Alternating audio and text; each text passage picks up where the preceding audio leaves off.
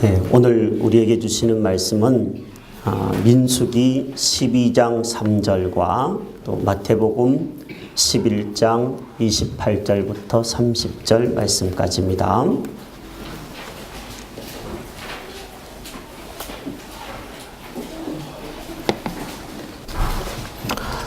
화면에 말씀이 준비되어 있습니다. 이 시간 뜻을 생각하면서 같이 읽도록 하겠습니다. 민수기 12장 3절부터 있습니다. 시작. 이 사람 모세는 온유함이 지면의 모든 사람보다 더하더라. 아멘. 마태복음 11장 28절부터 30절. 수고하고 무거운 짐진 자들아 다 내게로 오라. 내가 너희를 쉬게 하리라. 나는 마음이 온유하고 겸손하니 나의 멍에를 메고 내게 배우라. 그리하면 너희 마음이 쉼을 얻으리니 이는 내 멍에는 쉽고 내 짐은 가벼움이라 하시니라. 아멘. 유명한 알렉산더 대왕은 어린 시절부터 아주 친했던 친구가 한 사람 있었다고 합니다. 이름은 클레토스라고 하는 친구였습니다. 이 친구는 알렉산더를 도와서 알렉산더 대왕이 세계를 정복하는 일들에 함께 동력했던 친구였습니다. 장군으로서 많은 공을 세웠던 친구였습니다. 그런데 하루는 클레토스가 술에 만취해서 많은 군사들 앞에서 대왕인 알렉산더를 모욕하는 실수를 범하고 말았습니다. 머리끝까지 화가 난 알렉산더 대왕은 순간적으로 자신의 옆에 있는 군병의 창을 빼앗아서 친구인 클레토스에게 던졌다고 합니다. 죽이려고 던진 것은 아닌데 하필이면 그 클레토스의 심장을 정확하게 찔러서 클레토스는 그 자리에서 죽고 말았습니다. 알렉산더 대왕은 순간적으로 자신이 저지른 행동을 크게 후회했지만 친구는 이미 목숨을 잃고 말았습니다. 절친이었던 친구가 친구를 자신의 손으로 죽였다라는 그 마음이 너무 괴로워서 알렉산더는 자살을 시도하기도 했다고 하는 이야기가 전해옵니다. 그러나 사람들의 만류로 자살을 성공하지는 않았지만 그는 젊은 나이에 어떠한 죽음, 어떠한 질병으로 인해서 그만 목숨을 잃고 말았습니다. 내게는 더 이상 정복할 땅이 없다라고 말했던 이 위대한 알렉산더 대왕도 자기의 마음을 잘 관리하지 못해서 실패한 인생으로 남고 말았습니다. 반면에 이솝 우화에는 이런 재미있는 이야기도 있습니다. 바람과 해가 서로 힘자랑을 하는 이야기입니다.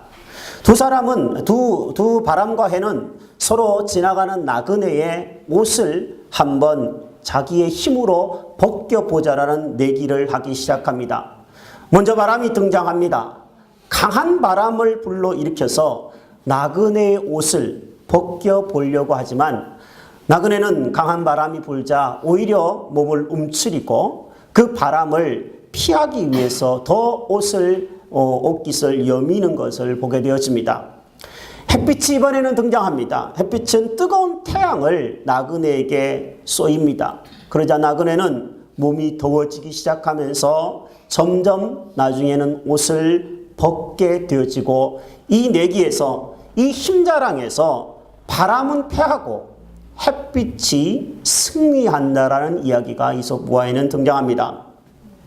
알렉산더의 이런 실패한 이야기가 온유하지 못할 때 인생의 실패가 찾아온다라는 것을 얘기해 주는 이야기라면 이솝 우화의 이 이야기는 온유함이 얼마나 우리의 인생에서 큰 힘이 되는지를 잘 알려주는 이야기입니다. 저는 오늘 여러분과 함께 성령의 9가지 열매 중에서 온유라고 하는 이 열매를 함께 살펴보려고 합니다. 성경이 말하는 이 온유라고 하는 것은 성격이 부드럽고 온화한 것을 말하는 것은 아닙니다.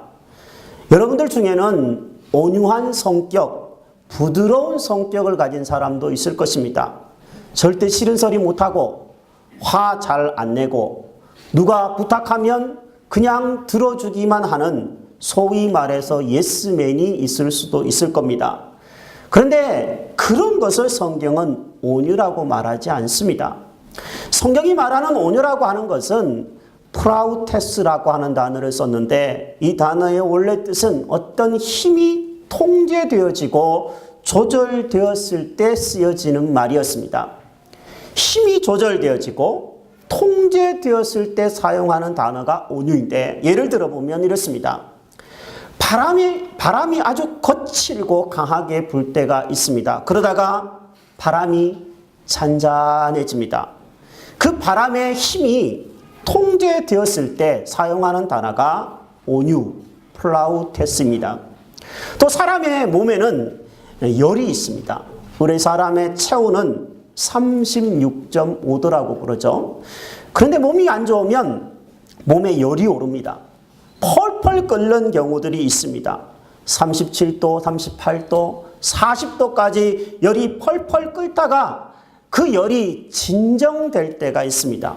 그 열의 힘이 통제되어지고 몸이 진정되어질 때 사용하는 단어가 온유, 플라우테스입니다.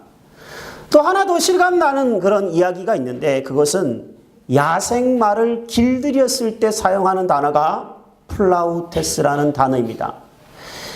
말이 야생에 있을 때는 펄쩍펄쩍 뛰는 야생마입니다. 하지만 조련사의 손에 길들여지고 훈련이 되어지면 그 말은 마차를 끌게 되고 또 사람을 등에 업고 들판을 누비게 되어집니다. 그때 잘 조련되어지고 힘이 통제되어진 말을 일컬어서 플라우테스, 온유하다 이렇게 표현을 한다라는 겁니다. 즉 성경이 말하는 온유라는 것은 성격이 그냥 유순하다라는 얘기가 아니라 하나님에 의해서 길이 들여지고 하나님에 의해서 잘 힘이 통제되어진 사람을 온유한 사람으로 칭하고 있고 그런 사람이 바로 성령의 사람이라고 이야기하고 있습니다. 우리나라 사람들은 어떤 것 같습니까? 태생적으로 우리나라 사람들은 태생적이라니까 좀 너무 과한 표현인지는 모르겠지만 목소리 크면 이긴다라는 쪽입니다. 교통사고, 접촉사고가 나는 현장을 지나가다가 보면 여러분 어떻습니까? 사람들이 차가 막히든 안 막히든 상관없이 일단 목소리부터 크게 지릅니다. 문을 딱 여는 순간부터 뒷목 잡고 목소리 큰 사람이 이기는 것처럼 행동하는 것이 대부분의 우리나라 사람이 아닌가 싶습니다. 저도 한두 번 그런 적이 있었거든요. 좋은 마음으로 얘기하려고 그러는데 상대편이 목소리를 크게 내면 어떻습니까? 나도 질 수 없다. 여기서 목소리 작아지면 나는 덤탱이 쓰는 거다. 이렇게 생각하고 더 목소리를 높이려고 하는 경향이 있지 않나. 우리나라 사람들의 이게 보통 사람들의 모습이 있지 않나. 그런 생각들을 하게 되어집니다.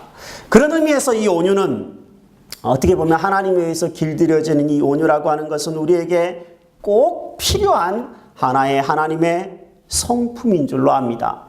성경에서 가장 온유한 사람은 모세로 칭해지고 있습니다. 오늘 우리가 읽었던 민수기 12장 3절은 이 사람 모세는 온유함이 지면에 이 땅 위에 모든 사람보다도 더 뛰어나다 이렇게 표현을 하고 있습니다. 표준 세번역 성경에는 다르게 이렇게 번역을 해놨습니다. 모세로 말하자면 땅 위에 있는 모든 사람 가운데서 가장 겸손한 사람이다. 겸손하다라는 표현을 썼는데 가장 온유하고 가장 겸손한 사람, 한 사람을 꼽으라 그런다면 모세를 꼽을 수 있다고 얘기하고 있습니다. 여기는 배경이 있습니다. 한 번은 모세가 구스 여자를 아내로 취한 적이 있습니다.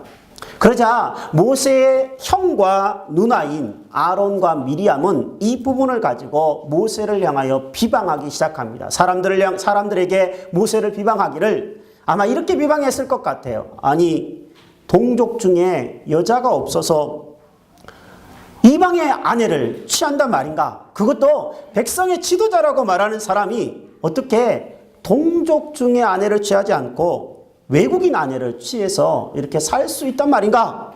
이렇게 비방했을 것입니다. 성경은 그 부분을 이렇게 이야기합니다. 여호와께서 모세와만 말씀하셨느냐? 우리와도 말씀하지 아니하셨느냐? 모세와 하나님이 친밀하게 있는 것을 시기한 나머지 비방을 하게 되고 불만을 털어놓게 되어집니다.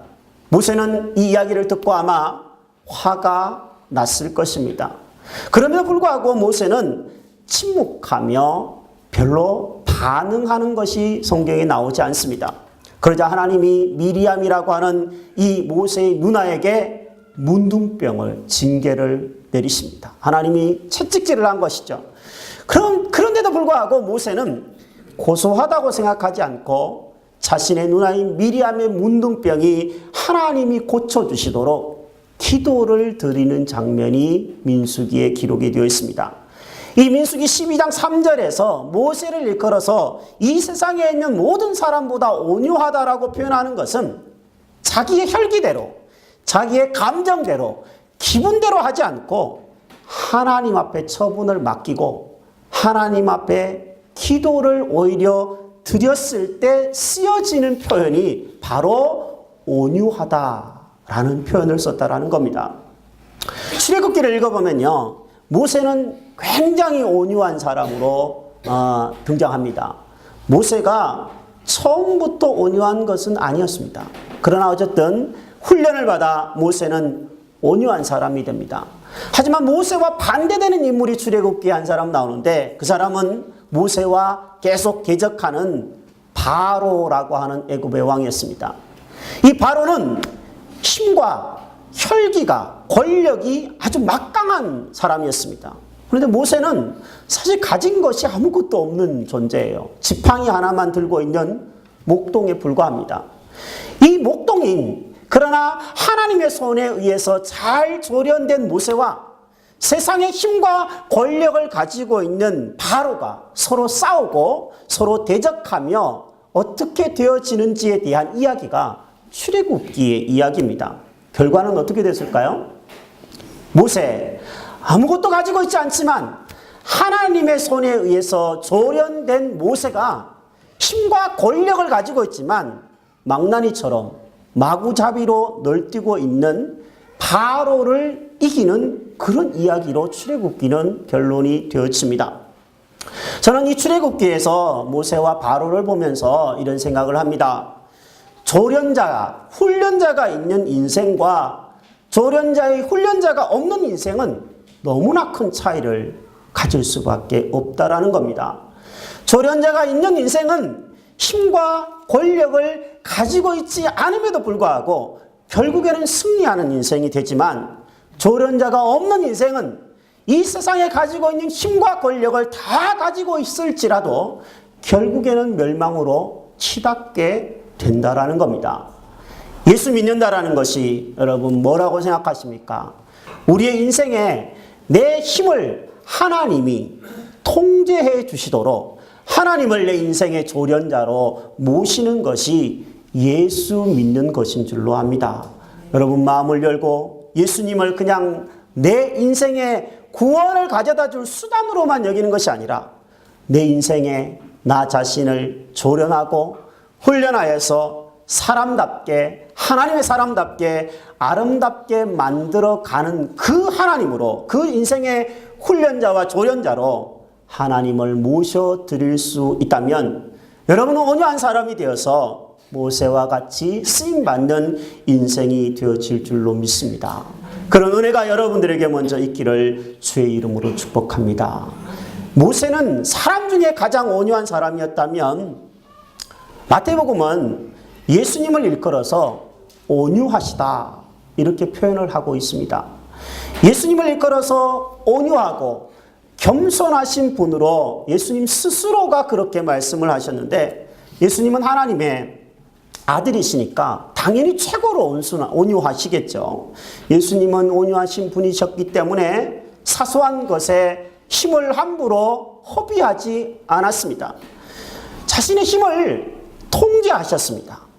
십자가를 참아내셨습니다. 원수를 향하여서도 기도를 드리셨습니다. 그래서 오늘 구원의 길이 저와 여러분들에게 이렇게 열려지게 된 줄로 믿습니다. 예수님이 온유하지 못하셨다면 우리는 오늘 이 자리에 앉아 있을 수가 없었습니다. 온유한 자에게 성경이 약속하는 복이 있습니다. 온유하다면 무조건 손해보는 것이 아니라 온유한 것은 복이 있다고 성경이 약속합니다. 자, 온유한 자에게 주어지는 복은 마태복음 5장 5절에 기록이 되어 있어서 함께 한번 말씀을 읽도록 하겠습니다. 시작. 온유한 자는 복이 있나니. 자, 온유한 자는 어떤 복이 있다고 합니까? 땅을 기업으로 받는다. 땅 좋아하시죠? 싫어하는 사람 있으세요? 저희 시골에는 땅이 좀 있는데 그 시골에 있는 땅을 10분의 1만 여기다 갖다 놨으면 좋겠다, 이런 농담을 가끔씩 하는데, 땅 우리나라 사람들은 다 좋아하는 줄로 압니다. 특히 어른들은 땅 좀 있으면 뭐도 하고 할 텐데 뭐 이런 생각들을 할 것입니다. 그런데 원래 여기서 말하는 이 땅이라는 것을, 땅을 기업으로 받는다라는 것을 우리가 좀 잘 이해를 해야지 될 것 같습니다. 구약 사람들은 일단 하나님이 땅을 주신다 그러면 가장 먼저 딱 떠올린 것은 약속의 땅인 가나안을 생각했습니다. 가나안을 하나님이 주신다는 얘기구나 이렇게 생각했을지 모르겠지만, 신약의 사람들은 우리에게 가나안이 없습니다. 이 세상에 어떤 땅을 주겠다는 것이 아니라 바로 하나님의 나라인 천국을 허락하시겠다라는 표현입니다. 천국 그러면 죽어서 가는 곳 이렇게 생각하면 안 됩니다. 천국이라고 하는 것은 죽어서 가는 어떤 장소가 아니라 하나님이 다스리시는 정말 참 샬롬의 처소가 천국인 줄로 압니다. 그러므로 하나님이 우리에게, 온유한 자에게 땅을 주시겠다라는 것은 내가 사는 환경들을 하나님이 천국을 경험하게 하시겠다라는 뜻입니다. 그 천국을 경험하고 누리게 하시겠다라는 것이 온유한 자에게 주어지는 축복입니다. 가만히 여러분 생각해 보십시오. 성질이 급한 사람, 또 못된 사람이 오래 사는 것 같습니까? 부드러운 사람이 오래 사는 것 같습니까? 유순한 사람이 오래 삽니까? 성질 못된 사람이 오래 삽니까? 성질이 부드러운 사람이 오래 삽니다. 참 신기한 이치예요. 나폴레옹도 히틀러도 세계의 땅을 상당히 많이 점령해 갔지만 그들은 제명에 죽지 못했습니다. 징기스칸도 알렉산더도 대제국을 건설했지만 그들의 연수는 100년을 넘기지 못했습니다. 성경에 보면 온유한 사람 중에 이삭이라고 하는 사람이 나옵니다. 이 이삭이라고 하는 사람은 자기가 우물을 팠는데 그 우물은 중동 지방에서 재산 목록 1호거든요. 물이 귀한 동네이기 때문에 우물 하나는 정말 우리로 말한다면 통장 몇 개 와도 바꾸지 못할 정도로 큰 재산 목록이었는데, 이 우물로 인해서 시비가 벌어지는 경우가 그래서 많이 있었습니다. 그래서 성경을 읽어보면요, 이 이삭은 우물로 인해서 시비가 벌어지면 그냥 이 우물로 가져, 그리고 넘겨줘 버립니다. 놀라운 것은 이렇게 온유했던 이삭에게 하나님이 100배의 축복을 주시는 것을 봅니다. 넓은 땅도 주시고 100배의 복을 주셔서 하나님이 온유한 자에게 넓은 땅을 소유하게 하시는 축복을 베푸시는 것을 봅니다. 동물 중에도요, 온유한 동물은 오래 살고 개체수가 많고 또 넓은 땅을 소유합니다. 제가 말씀을 준비하면서 어느 자료를 보니까요, 여우와 개는 같은 종에 속한다고 쓰여 있더라고요. 여우와 개 같은 종족인데 여우는 개체수가 점점 줄어들고 있습니다. 뭐 여자분들이 여우 털을 좋아해가지고 그거로 뭐 옷을 만들어 입어서 그런지 모르겠지만, 성질 사나운 여우는 어쨌든 잡아먹히기 십상이고 털 벗겨져가지고 여성의 옷깃에 이렇게 앉혀 있는 그 정도에 불과하지만 개는 어떻습니까? 개는 온순합니다. 사람이 잘 길들이고 사람과 함께 온순하게 같이 삽니다. 심지어 미국 사람들은 한 집 건너 한 집마다 개를 기른다라는 통계가 있을 정도로 정말 개가 많습니다. 심지어 안방 위에 침대에까지 개가 앉아 있어요. 정말 개판입니다. 네. 개가 정말 이렇게 많아진 것은 온유한 성질 때문에 살아남지 않았나 우리는 충분히 생각해 볼 수 있습니다. 온유한 자가 땅을 기업으로 받는다라는 것은 역사적으로도 그렇고 이 동물의 세계를 봐도 우리는 그것이 증명이 된다는 것을 알게 되었습니다. 그러므로 여러분, 저와 여러분이 온유한 자가 되어서 땅을 기업으로 받고 천국을 경험하며 살기 위해서는 저는 여러분과 제가 두 가지는 꼭 실천해야 된다라고 말씀드리고 싶습니다. 첫 번째 한 가지는요, 따라 해보겠습니다. 성질대로 살지 말아야 한다. 성질대로 살지 말아야 한다. 저는 지면에서 가장 온유한 이 모세를 보면서요, 모세가 참 온유했다라는 것을 인정하긴 한데 모세가 성질대로 살았던 한 가지의 사건을 다시 한번 주목하게 되었습니다. 민수기 20장을 읽어보면요, 이 온유했던 모세가 화를 내는 장면이 나옵니다. 하나님이 이스라엘 백성들이 물이 없어 목이 말라가지고 죽겠다고 모세를 향하여 원망하자 하나님이 모세에게 이렇게 말씀하시는 장면이 나옵니다. 너는 반석에게 명령을 내서 물을 내라. 분명히 하나님이 말씀하는 것은 반석, 즉 바위를 향하여 말로서 물이 나라고 이야기하셨습니다. 그런데 모세는 백성들이 계속 원망하고 불평하고 물 없다고 먹을 것 없다고 아우성치기는 모습을 보면서 화가 나서 순간적으로 자기가 가지고 있는 지팡이로 반석을 2번이나 내리칩니다. 분명히 혈기를 이기지 못해서 내리쳤습니다. 그러자 이 부분 때문에 하나님이 뭐라고 말씀하시냐면 이렇게 말씀하셨습니다. 너희가 나를 믿지 아니하고 이스라엘 자손의 목전에 내 거룩함을 나타내지 아니한 고로 너희는 이 회중을 내가 그들에게 준 땅으로 인도하여 드리지 못하리라. 모세는 이 사건 하나 때문에, 성질 부린 이 사건 하나 때문에 가나안 땅을 밟지 못하고 끝나고 맙니다. 저는 생각해 봅니다. 모세가 조금만 더 온유했다면 이 세상의 다른 사람들보다는 온유했을지 모르겠지만 정말 하나님에 의해서 이 순간까지도 온유했다면 그는 가나안 땅을 밟는 영광을 누렸지 않았을까 상상해 보게 되어집니다. 저는 또 예수님을 한번 생각해 봅니다. 예수님은 온유하신 분이셨는데 예수님이 만약에 성질대로 행했다면 어떻게 됐을까? 재미있는 상상인데요. 예수님이 성질대로 하셨다면 아마 이렇게 하셨을 것 같아요. 자신을 괴롭히는 원수와 같은 인간들을 다 한꺼번에 몰아가지고 바람으로 확 날려버리든지 아니면 물에 완전히 확 잠갔다가 빼버리든지 아니면 십자가 위에서 12형 더 되는 12군단 더 되는 천사를 동원해가지고 자신을 채찍질하거나 괴롭히는 로마의 병정들을 싹 쓸어버리는, 통쾌할 것 같죠?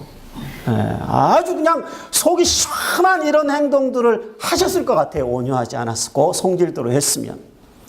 그랬으면 어땠을까요?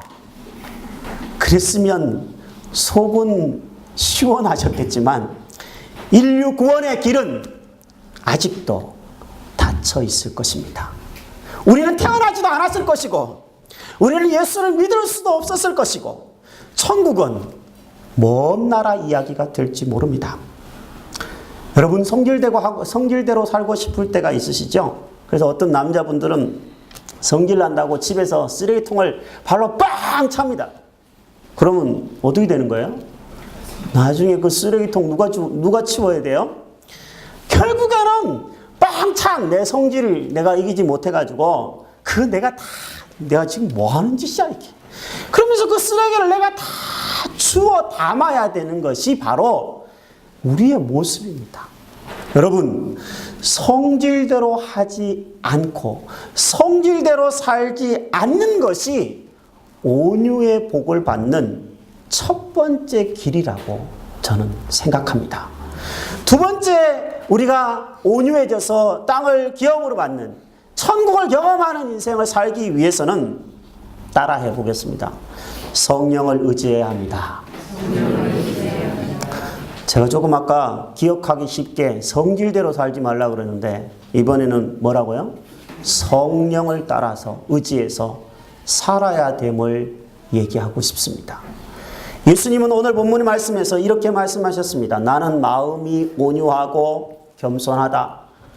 너희들은 나의 멍에를 메고 내게 배워라 말씀합니다. 왜 우리는 예수님에게 배워야 되고 왜 성령 하나님을 의지해서 배워야 할까요? 왜 배우지 않으면 안 되는 걸까요? 온유라고 하는 이 성령의 열매는 천성적으로 우리가 맺을 수 없는 것이기 때문에 그렇다라는 겁니다. 쉽게 말하면 우리는 모두 야생마로 태어난다라는 겁니다. 우리는 내 기분대로 살고 싶어 해요. 내 마음대로 살고 싶어 하고 누가 나를 통제하는 것을 바라지 않습니다. 하나님 내버려 두세요. 내 마음대로 교회 가고 싶을 때 교회 가고 내 마음대로 하고 싶은 거 하고 살겠습니다. 교회를 다닌다고 그러면서도 예수를 믿는다고 하면서도 그렇게 살고 싶은 것이 우리의 천성입니다. 안 그런가요? 저만 그런가요? 그래서 우리는 예수님이 우리의 힘을 통제해 주시고 망나니처럼 펄쩍펄쩍 뛰다가 모든 농산물 다 망쳐버리는 그런 인생이 아니라 하나님에 의해서 통제되어져 쓰임받는 인생이 되기 위해서 그렇게 살아가도록 하도록 하나님이 우리를 가르치시고 계신 줄로 압니다.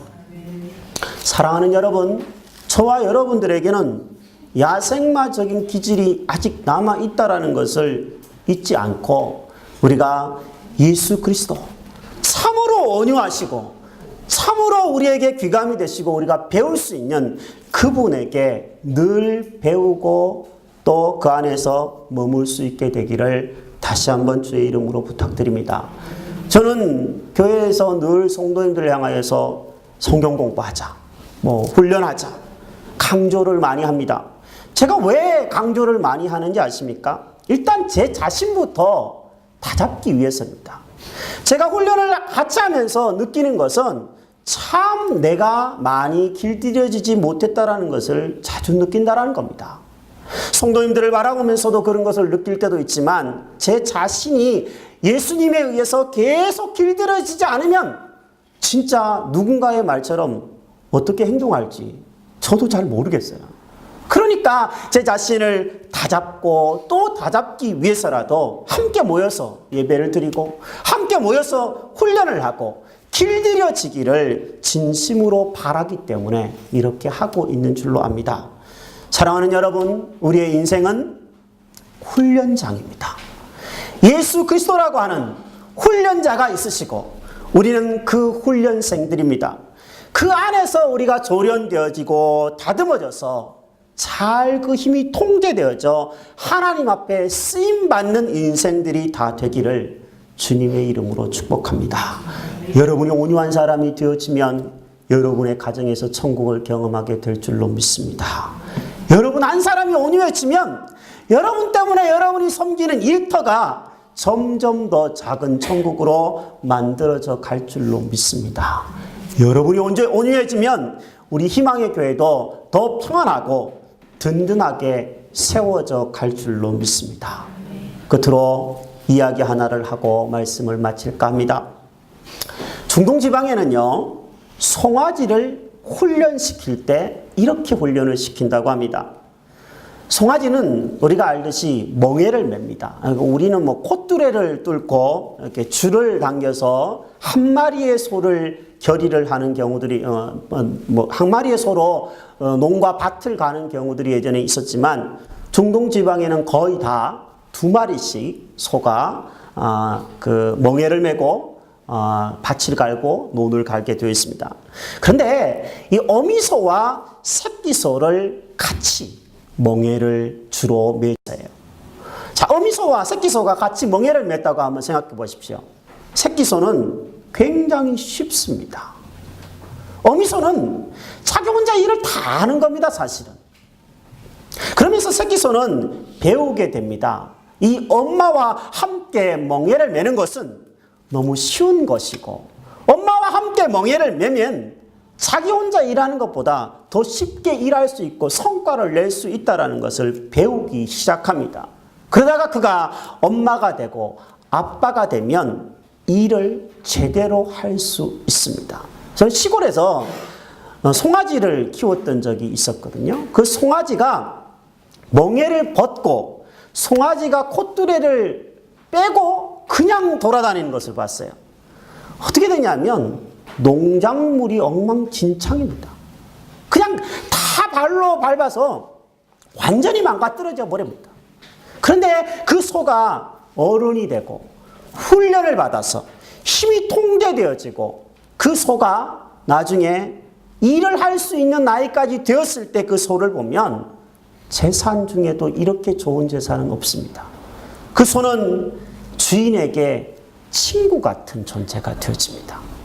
그 소 때문에 어쩌면 제가 공부를 하고 제가 대학을 졸업하고 대학원을 졸업했는지도 모릅니다.